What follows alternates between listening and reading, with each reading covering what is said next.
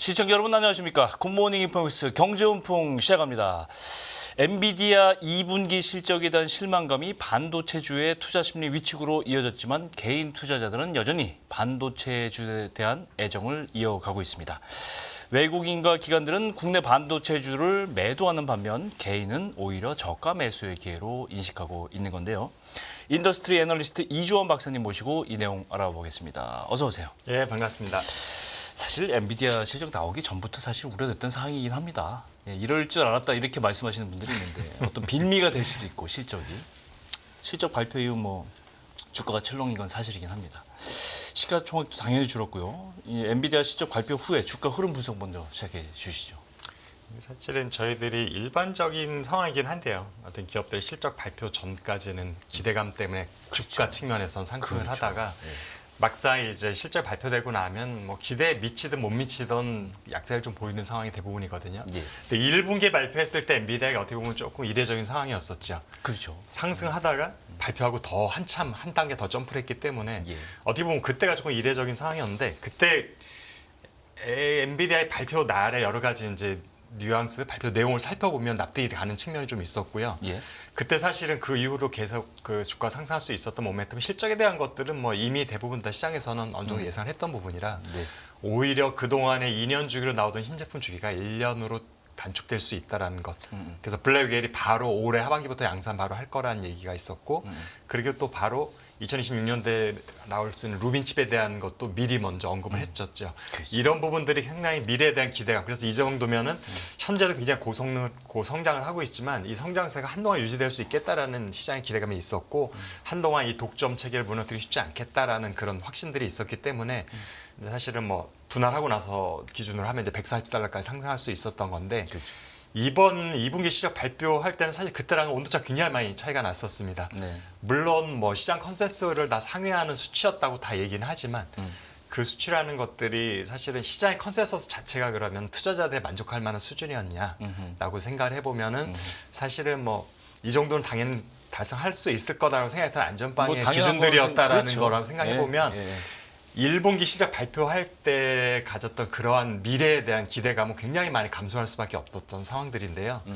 사실 많은 전문가들이 얘기하기로 이제 언급을 하는 것들이 지난 2분기, 3분기에는 전년 대비 매출 성장률이 200%, 250% 정도 성장을 하다가 150% 정도 뚝 떨어진 것이 가장 컸다라고 얘기를 하는데 그래요. 저는 사실 그게 가장 주요한 요인은 아니라고 생각을 하거든요. 네. 왜냐하면은 1년 전에 비했을 때 엔비디아의 매출과 이 규모 자체가 어마어마하게 팽창을 해 있는 상태이기 때문에 맞습니다.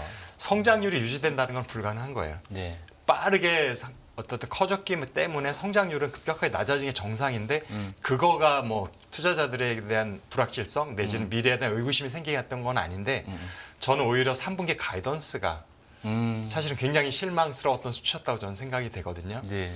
보통 우리들이 보면은 뭐 시장에서는 327억 달러 얘기했는데 325억 달러 제시했으니까 선방했다라고 얘기하는 분들이 있는데 사실은 그거는 너무나 기계적인 생각인 것 같고요. 반도체 산업의 특성을 생각해 보면 1분기와 2분기에는 저희들이 비수기로 분류가 되고 3분기, 4분기는 성수기로 분류가 되기 때문에 더 높게 잡아야 2분기와 3분기 사이에 매출이 엄청나게 점프를 합니다. 대부분. 아마도 저희들이 10월 초쯤에 발표되는 삼성전자나 SK하이닉스의 3분기 실적을 보시면 2분기 때보다 훨씬 몇십 퍼센트 정도 매출이 증가했다는 걸 아마 발표를 하게 될 텐데 엔비디아가 제시한 가이던스를 보면 2분기 대비 매출이 한 8% 정도 증가하는 거였습니다. 그렇죠. 네. 그럼 그 정도면 사실 비수기 성수기 효과가 아예 없다라는 얘기인 것. 그 얘기는 하반기가 사실 성수기임에도 불구하고 그다지 기대할 만한 실적이 없다라는 것을 스스로 얘기한 게 돼버리기 때문에 그 3분기 가이던스가 어떻게 보면 굉장히 큰 실망감의 한 원인이 될 수 있었고 또 하나는 최근에 이제 그 바로 얼마 전에 블랙웰의 뭐 결함 이슈 때문에 사실은 주가 폭락하는데도 또 큰 일조를 했었던 부분이 있는데 네. 이제 그 부분을 안심시키기 위해서 언급을 했던 게 4분기 되면은 블랙웰에서 발생하는 매출 수십억 달러 될 것이다라고 해서 나름대로 엔비디아 입장에서는 투자자들과 어떤 시장 참여자들한테 좀 불안감을 해소시키기 위해서 아마 언급을 한 것 같은데 저는 그게 악수였다고 생각이 됩니다. 그래요. 생각해 보면은 원래 1분기 실적 이후에 140달러까지 올라갈 수 있었던 건 블랙웰에 대한 기대가 굉장히 컸던 거거든요. 그렇죠. 이게 원래는 내년에 출시될 것 같았는데 올해 하반기에 상당 부분 실적에 반영을 한다라는 기대감이 있었던 건데 네. 어떤 얘기를 이제 CFO가 하셨냐고 하면은 4분기쯤 되면은 블랙웰에서 발생한 매출이 수십억 달러 정도 될 것이다라고 딱 언급을 했습니다. 예. 그러면은 자 3분기 가이던스가 325억 달러 제시를 했으면 아마도 4분기도 여전히 성수기 쪽에 있기 때문에 300억 달러 후반대 내지는 뭐 잘 나오면 400억 달러대까지도 기대할 만한 상황인데 거죠. 근데 블랙웰로부터 발생할 수 있는 매출이 수십억 달러라는 얘기는 4분기 실적 전체 기껏해야 10% 정도 기여를 한다. 밖에 얘기가 안 되는 거예요. 블랙웰이 기여하는 효과. 결국은 여전히 호퍼 칩 위주로 가는 거고 네. 그다음에 그러면 연간으로 하면 어떻게 되느냐? 연간으로 하면 2, 3%나 될까 말까 하는 거죠. 블랙웰에서 발생하는 매출이. 그렇죠. 근데 사실은 엔비디아 주가가 140달러까지 올라갈 땐 블랙웰에 대한 기대치를 굉장히 높여놨어요. 시장에 대해서. 예. 젠슨왕 CEO가 직접. 근데 뚜껑을 열어보니 올해는 사실상 블랙웰부터 실적에 기여할 수 있는 건 거의 없다는 얘기다라는 거를 사실 수치를 제시를 해버린 거예요. 근데 사실은 뭐 일반적인 사람들이 잘 모르면 뭐 블랙웰 효과가 있구나 볼 수 있지만 사실은 대부분의 기관 투자자들은 이미 섹터 애널리스트들이 다 자체적으로 보유를 하고 있기 때문에 반도체 산업의 특성도 다 알고 있고 성수기 효과도 알고 있고 수치로 금방 계산할 수 있는 부분이잖아요. 올해 실적 기여도가 얼마 될 거냐. 그렇죠. 그러니까 사실은 나름대로 시장에 대해서 어떤 불안감 해소시키기 위해서 한 멘트였지만 사실은 조금 산업을 이해하는 분들이 보면 악수를 떴다고 제가 말씀드리는 게 결국에는 블랙웰은 올해는 기대할 게 없다라는 것을 사실은 공식화해버린 게 됐기 때문에 뭐 지연되지 않았다고 말하지만 사실상 엄청난 지연이 됐다는 것을 수치로 얘기를 해버린 게 됐습니다.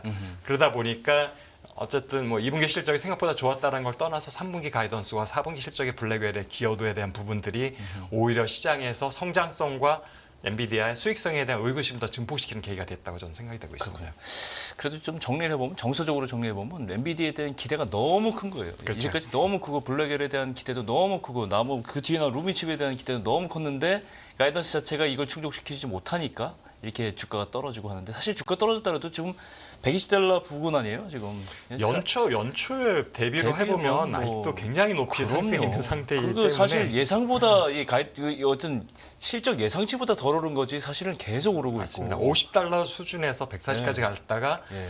조정받아서 90달러 초반까지 갔다가 다시 또 130달러까지 빠르게 회복을 했었고 엄청난 힘이 있는 조금 거군요. 조정 다시 받은 게 이제 119달러 정도거든요. 그러니까요. 지난주 연말 주말 기준으로 해보면 그리고 보면 여전히 상승 추이가 살아 있다라는 거는 이제 저희가 확인을 할 수가 있고요. 폭발성은 전 여전히 뭐 예, 이어가고 그래서 있다 이렇게 좀 이거 생각을 아마도 조금 있으면 다시 한번 이제 랠리가 될 수 있을 올해 안에 올 거라고 저는 생각이 되고 있는데 근데 이제 중요한 것들은 너무 기대치를 높게 잡으면 사실은 단기 투자라는 분의 입장에서는 그렇죠. 리스크가 커질 수 있다라는 하나의 교훈은 됐던 것 같습니다. 그래서 이걸 학습 효과를 참아서 약간 아예 장기 투자다라면 고민 안 하고 그냥 기다리면 되는 거고요. 맞습니다. 그냥 팔 필요는 없는 거고. 근데 1년 미만의 단기 투자를 하는 분들이라면 이런 사이클 변동성이 있을 거라는 거 심지어 엔비디아를 할지라도 그렇죠. 마냥 상승할 수는 없다라는 것들을 이번 기회에 맞습니다. 다시 한번 학습을 했으면 이후에 좀 더 저희들이 조심스럽게 투자자들이 아마 접근할 수 있지 어찌 않을까 보면 생각이 이게 됩니다. 그 조정의 빌미를 줬을 수도 있어요. 백신을 맞았다 생각하시면 될 것 같습니다. 그렇죠. 또 하나 재료가 하반기에 있잖아요. 미국 대선 11월. 이게 지금 해리스 트레이드니 뭐 트럼프 트레이드니 뭐 이런 식으로 해서 후보 간의 이제 어떤 공약과 관련된 수혜주 이런 분석이 나서는데 엔비디아도 사실 여기서 벗어날 수가 없다고 생각하는데 이 부분은 어떻게 설명할 수 있을까요? 일단 민주당하고 공화당하고 큰 차이가 있는 부분은 친환경 정책 부분이잖아요. 예. 그래서 어떻게 보면 반도체보다는 좀 더 전기차 시장 쪽에 비치는 영향이 클 거라 저는 생각이 되고 있고요. 네. 반도체 같은 경우는 기본적으로 뭐 시장 자체에 영향을 끼치는 건 없어요. 민주당이 공화당이. 그런데 이제 특히 엔비디아도 그렇고 국내 반도체 이게사도 마찬가지고 중국에 대한 매출 의존도가 크다 보니까 대중국 반도체 제재에 대한 강도가 좀 차이가 있다면 거기에 대한 영향이 클 것 같아요. 지금 엔비디아를 일단 저희가 지금 언급을 하고 있으니까 엔비디아 같은 경우도 중국에서 발생하는 매출이 전체 매출의 20% 정도 되거든요.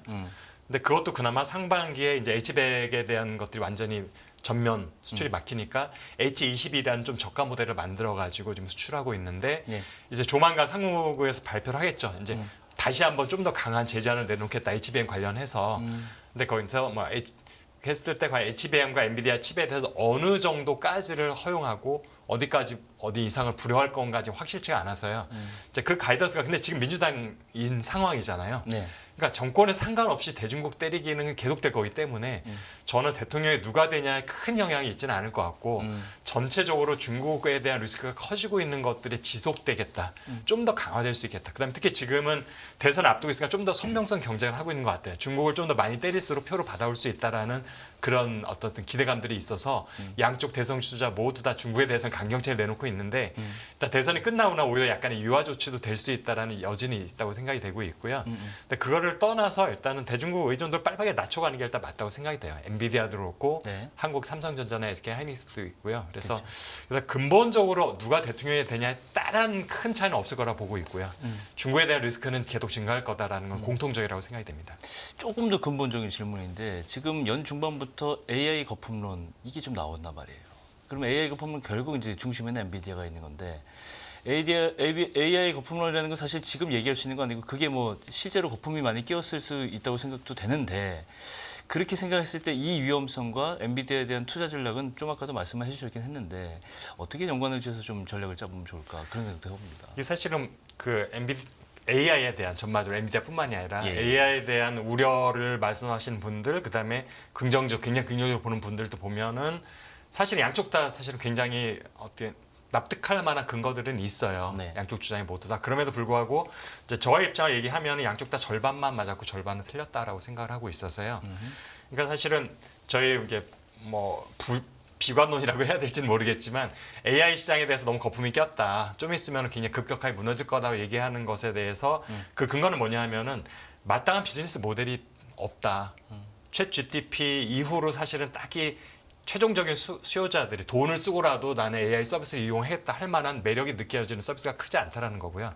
그렇죠. 그런 비즈니스 모델이 정말 나오지 폭발적인 게 없다면 새로운 게 없다면 결국에는 AI에는 곧 치들 수밖에 없다라는 게 이제 그 이면에 있는 건데 사실은 그 말은 맞아요. 현재로서는 딱히 챗GPT 이후로 내가 돈을 내고 구독을 해서라도 쓰겠다라는 그럴 만한 사실은 서비스가 체감되는 게 없고 네. 그래서 그 갭을 메꾸기 위해서 이제 온 디바이스를 들고 나온 건데 사실 우리가 칩의 성능 자체가 서버에 들어가는 칩과 스마트폰에 들어가는 칩은 비교 자체가 안 되잖아요. 가격 자체가 일단 너무 차이가 있기 때문에 중요하죠. 그래서 온 디바이스 할 수 있는 건 굉장히 기초적인 것밖에 없어서 여기에 대한 만족감은 사실은 잠깐 호기심을 만족하는 수준 정도이기 때문에 이게 폭발적인 AI 성장을 이끌 수 있는 건 아니어서 결국은 이제 서버 단에서 이루어질 수 있는 저희가 네트워크를 통해서 할 수 있는 굉장히 전문가적인 이제 서비스인데 아직까지 모델들이 딱히 없다라는 것으로 공감되는 부분이어서 그러면서 비관론이 맞긴 하는데 그런데 또 관건한 게 뭐냐 하면 결국에는 현재 그래서 온 디바이스는 굉장히 작은 시장이다. 결국엔 서버 단이라면 그 서버 투자를 하는 게 누구냐 하면은 우리가 보통 빅테크라고 하는 플랫폼 업체들인데 그들이 올해와 내년까지의 KPX 예상치를 보면 여전히 굉장히 높은 수준을 유지하고 있어요. 그러니까 돈을 벌지 못하도 투자 계속 하겠다라는 게 지금 최근에 발표드리잖아요. 수요는 계속 되는 수요가 거죠. 있다라는 거예요. 근데 그 수요가 마냥 있지는 않을 거다. 사실 그래가지고 기대치를 높여주는 긍정론을 제시하는 분들은 그걸 말씀하시는데 그 수요가 계속될 거냐라고 물어보면 저는 맥스 2년을 보는 거거든요. 그러니까 기존에 갖고 있는 데이터 센터를 일단 전환은 해야 돼요. AI 센터로.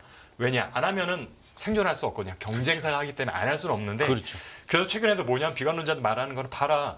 그렇게 투자를 하고 있는데 거기서 발생하는 수익은 정말 없다. 내지는 적자를 보고 있다. 그거는 사실은 산업의 특성을 잘 모르는 거죠. 어떤 산업이든지 심지어 우리가 잘 아는 반도체라도 투자할 때는 거기서 매출이 발생하지 않습니다. 반도체 팹을 새로 짓는다? 15조에서 25조 정도가 투자가 돼야 돼요. 예. 근데 팹을 짓는 동안 2년 동안은 매출이 제로거든요.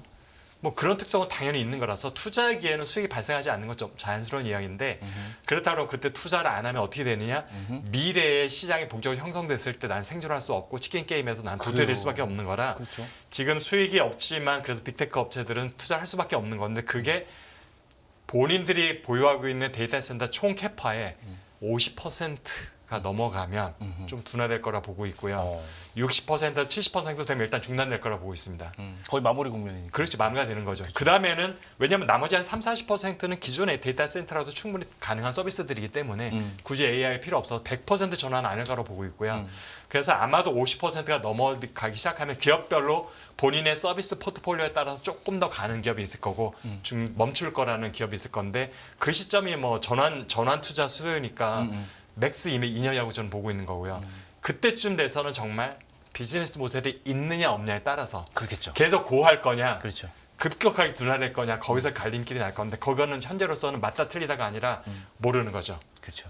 2년이 차기 전에 굉장히 좋은 매력적인 정말 서비스가 나온 그것이 뭐 그냥 B2C가 아니어도 돼요. B2B여도 되는 거죠. 법률, 경제자문, 아니면 바이오, 의료, 헬스케어 어디가 될지 알 수가 없지만 뭔가 진짜 폭발적인 최종 수요가 발생할 수 있는 서비스 모델이 만들어지면 AI 수요가 지속적으로 갈 거고요. 그렇지 않으면 전환 수요에서 끝나고 당분간은 냉각기가 될 가능성이 있다. 그래서 비관론이든지 아니면 뭐 저희들 긍정론자든지 절반만 맞고 절반 틀렸다고 그러네요. 말씀을 드렸습니다. 예. 저는 이게 1990년도에서 2000년 사이에 인터넷 비즈니스를 가지고 논란이 있을 때와 비슷한 느낌이 뭐 가질 수 우리 있다. 가장 대표적인 예. 버블, IT 버블 시기였던 거죠. 예, 그때가. 그때하고 비슷한 느낌. 물론 이게 버블이지 않을지 가봐야 알겠지만 그때 고민하고 비슷한 고민을 하고 있다 생각이 되는데. 마지막으로 돌아와서 이제 삼성전자, SK하이닉스 얘기를 안 할 수가 없어요. 지금 이게 보면 주가가 엔비디아하고 거의 맞물려 들어가고 있고 특히 많이 동조가 되어 있고. 예, 동조화돼 있는데 SK하이닉스 특히 그렇고. 근데 저가 매수에 기에다 이렇게 개인 투자자들이 좀 사들이고 있는 것 같은데 이 부분은 어떻게 좀 보십니까? 일단 반도체가 전반적으로 이제 사이클 산업이잖아요. 사이클 특성이고 현재 이제 업사이클에 들어가 있는 상황이고요. 네. 우리가 보통 호황기라고 하는 쪽에 들어가 있고 이미 올해 초부터 결국에는 이게 얼마나 지속될 것인가, 언제 다시 다음번 불황이 시작될 거냐에 따라서 이제 투자자들도 그 부분에는 이제 염두에 두고 이제 주식을 사고 팔고 될 것 같은데 사실은 단순히 설비 투자 규모와 수요만 놓고 보면은 내년 상반기까지가 이제 끝물이거든요. 호황기의 끝물인데, 근데 이 부분에 최근에 저도 좀 고민에 빠진 부분이 있습니다. 예. 뭐냐면 설비 투자 금액 굉장히 빠르게 늘고 있는 건 맞아요. 그래서 단순한 설비 투자 총액만 놓고 보면은 내년 하반기 되면 꺾기 시작할 거라고 보는 게 타당한데, 예.